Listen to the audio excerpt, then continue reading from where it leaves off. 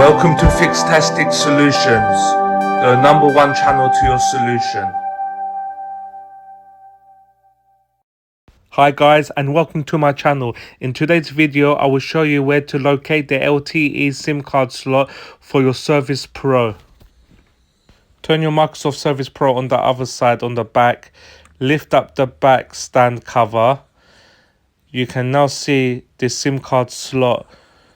Can you see here, guys? This small little hole. Use a sewing thread needle. You can pierce it in and it will come off. Or the best thing to do, if you've got one of those mobile SIM card ejector pins, use one of them. But this method is just effective as well. So everyone has it lying around in their house. So what I did, I pushed it in, and then you'll hear like a clicking noise. And then with your finger now, you can just pull it out, just like this.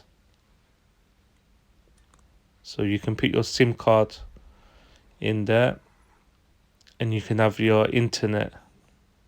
Okay guys, I hope this video helped.